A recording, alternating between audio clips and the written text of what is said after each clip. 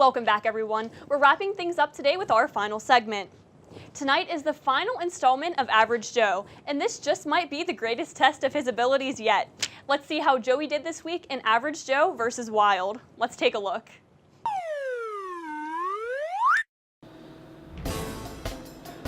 This is Joe.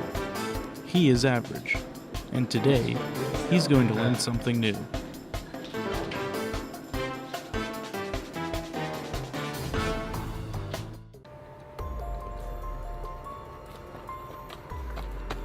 We gotta get the camera crew out of here. This is way too intense. Come on, let's go, Paul. Oh, hey, and welcome back to another episode of Average Joe. I'm Joe. Today, I take on the forest. My mentor should be arriving momentarily, and they will be teaching me some valuable survival skills for the forest. Yeah, it's really pretty out. And here they are. Go ahead, introduce yourselves to the audience. I'm Josh. I'm Will. We spend a lot of times in the woods.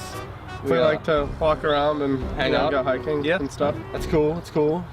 We're But both we're Eagle also Scouts. Eagle Scouts. Okay, I trust you guys now. So I guess my life is in your hands. Let's go into the forest and see if I can survive. All right. Okay, so my mentors are going to teach me a few valuable knots that could help me in a potential survival situation. Okay, so we're gonna start off with the square knot, which is like a very, very basic knot. So it's easy, just start with both strands. You go with the left one, you go left over right, underneath, and then right over left. And then you tie it, and it looks all nice. And it's very secure, and it's very easy to untie. All you do is you take both strands, you push them towards each other, and it comes apart. Okay, so you said left over right, Yes. and then do a little flip. And then what? Right over left. Right over left. Yep, because otherwise you just have an overhand knot. Okay, You and take it then underneath. this underneath? No. Oh, this? Yep. Okay, and then pull it. Yep. All right. All right. So one of the big things you want to look out for whenever you're in the woods is poison ivy, poison oak, and poison sumac. This right here is poison oak, and you can tell because it's not part of the tree, and it starts at the bottom, and it has all these little furs going up, and it goes all the way up the tree. And if you get poison oak on you, it can do a lot of damage to your skin, and you'll have a bad time. So this right here is the clove hitch. It's a knot that you use often to start lashings if you're building a shelter, and you can also use it to start the timber hitch, which is a good way to drag large pieces of wood if you're unable to pick it up. Okay. One of the biggest things that you want to have with you when you're out in the woods exploring is a compass and a map, so you always know which way you're going. Right. They say if you stare at the sun too long, it can like damage your eyesight. So Right. I don't have do heard that. Yeah. I've heard that. Nice. We've got some water. I'm feeling a little parched. Hey, are you just gonna go ahead and drink that? I was planning on it. How do I know when water's safe to drink? You should never assume that any water is safe to drink. You should always have filtered water whenever you're out in the woods, and you should always boil the water before you filter it to kill any bacteria. Hey, so this is poison oak. No, Joe, this is not poison oak. Remember, poison oak has fur, little fur strands going up it, and poison oak goes all the way up the tree, and that just stops halfway. This is not poison oak. Okay. When you're in the woods, you need to look out for what kind of mushrooms you eat, or anything. If you don't know what the plant is, don't eat it. There's a lot of mushrooms that can be eaten. There's even more that can kill you or poison you, or, you know, give you psychological impacts.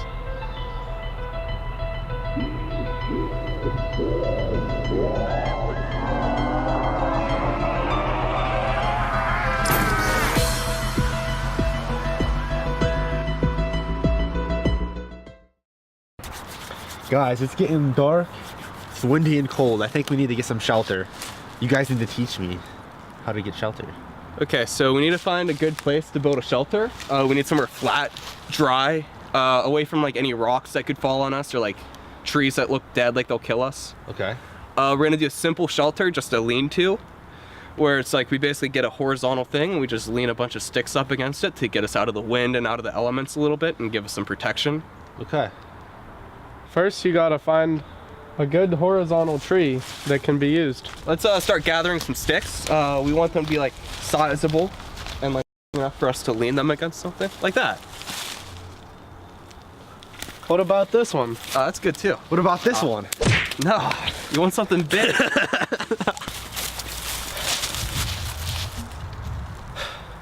So this is. No, it's not poison oak. What constitutes this to be poison oak? Come on, tell me. Tell me, what makes this poison oak? What's it made out of? You've learned nothing! You don't know anything! Don't you listen to us!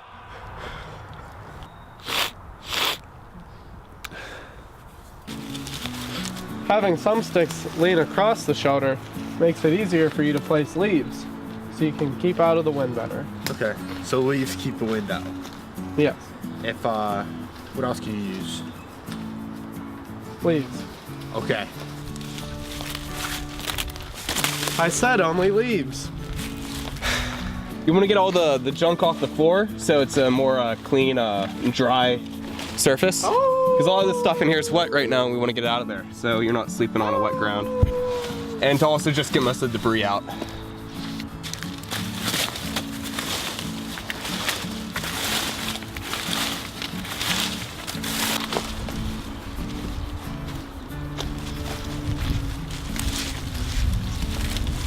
So I'm thinking the fort's coming out pretty good.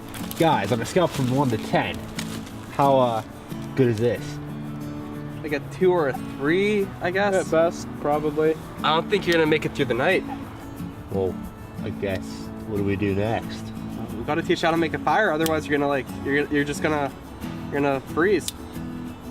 That makes sense. Let's go make a fire. Okay, Joe, to build a fire, we're gonna need 3 big things. We're gonna need tinder, which is something that will catch a spark real quick Okay. and burn fast.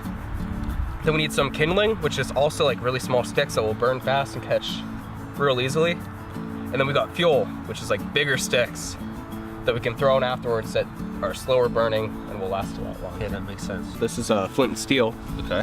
It's a good way to get a nice spark going if you don't have any matches or a lighter. So you just go like that, and it makes a nice spark that can hopefully.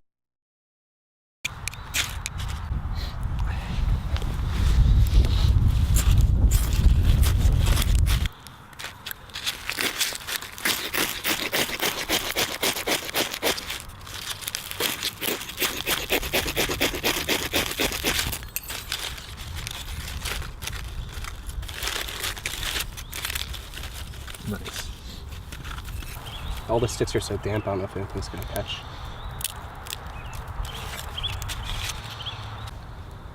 All right, that's it for this episode of Average Joe. Thank you for having me. You're welcome. So how do you think I did? I'd say you're below average, but you got a lot of upside. Like, you can keep practicing and maybe someday you'll be average. So just keep working at it. Maybe get back out there and try to prove us wrong, you know? Yeah. Whatever did happen to your friend Will? He's somewhere out there.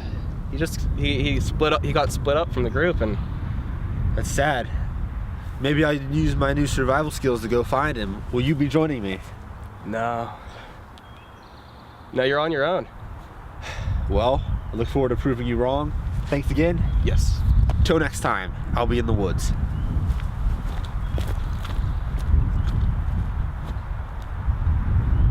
Well, we have not heard from Average Joe since this, so if you have any information on his whereabouts, you're asked to report them back to us. Well, that's all the time we have for tonight, but we wanted to take a minute to say thank you. We've had a lot of fun putting this show together every week, and we really appreciate you all joining us on this journey. Happy Hour has been the product of COM 454 Television Graphics, so a special thank you goes out to Dr. Fleming for the assignment and all the support and encouragement every episode. We hope you enjoyed it as much as we did. From all of us here at Happy Hour, one last time we say thank you and have a great night.